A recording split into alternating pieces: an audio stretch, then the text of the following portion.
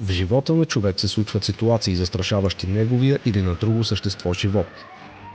Нужда от спешна медицинска помощ. Нужда от полиция или в случай на пожар. Специализираните екипи трябва да пристигнат максимално бързо. Времето е враг на спешните екипи. Всички ние можем да помогнем, за да стигнат на време.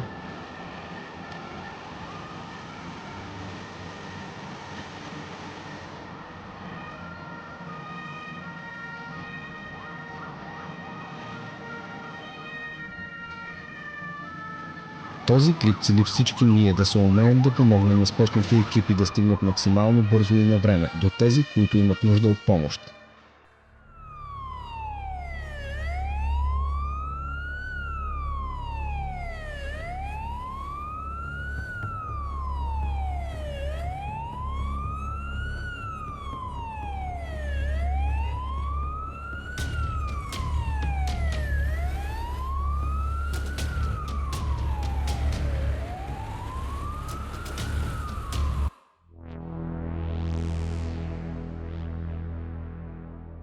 Когато сме в кръстовище с две или повече пътни ленти в посока на движение и чуем или видим приближаването на полиция, пожарна или линейка, автомобилите от лявата пътна лента се изтеглят в лявата част на пътното платно.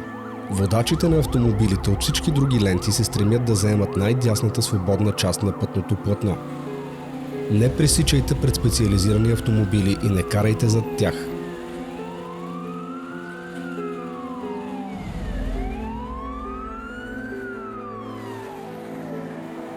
Когато сме дали предимство и осигурили място да премине специализиран автомобил, след неговото преминаване е възможно да има и други такива моторни превозни средства.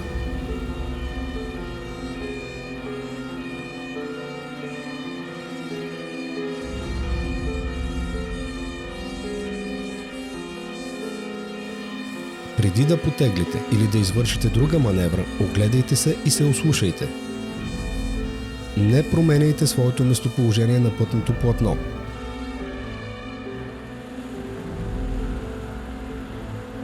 След като се уверите, че няма повече специализирани автомобили, продължете спрямо правилата за движение и желаната от вас посока.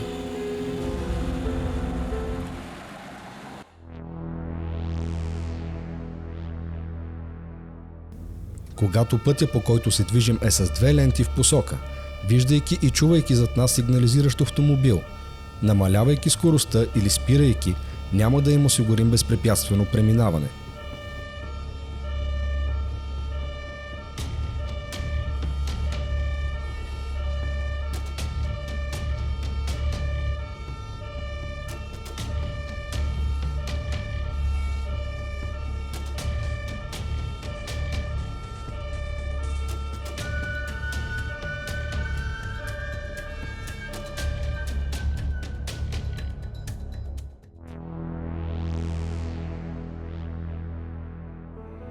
Заемете възможно най-дясната част на пътното платно по посока на движението ви.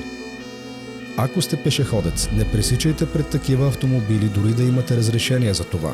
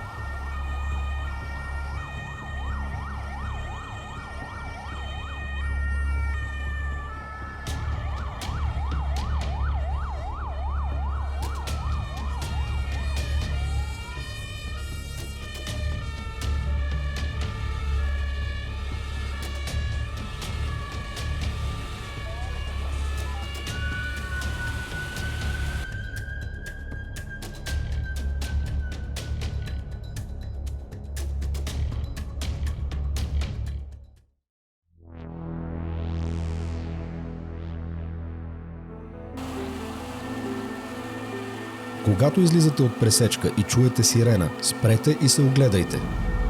Възможно е да преминават един или няколко автомобила със специален режим. На път с една пътна лента в посока е трудно разминаването. Стремете се да сте възможно най-дясно на пътното платно. Забранено е движението на моторни превозни средства между специализирани автомобили, освен ако не са част от екипа. Не е нарушение да спрете в кръстовище, да се качите на тротуар или тревна площ, за да осигурите място за разминаване. Разстоянието по осовата линия е достатъчно за преминаване на автомобилите със специален режим.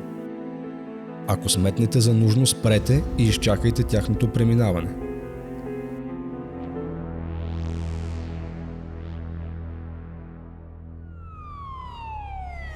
Спирането в район на кръстовища е забранено. Големи автомобили като пожарни не могат да преминат безпрепятствено.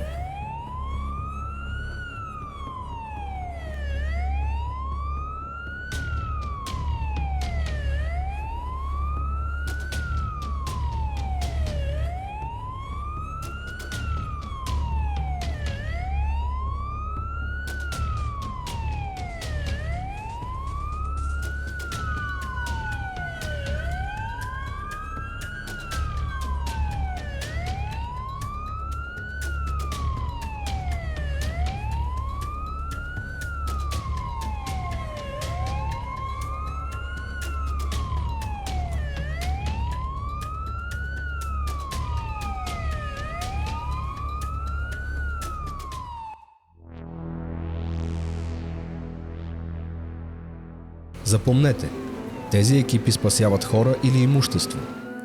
Не им пречете да преминават по пътя.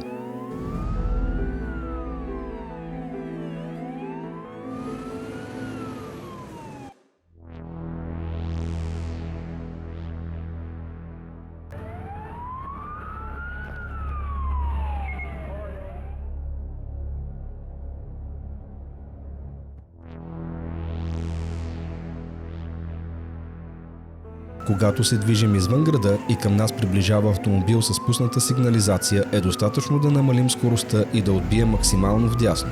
Само намаляването на скоростта не е достатъчно за безпрепятственото разминаване и пропускане на специализирания автомобил.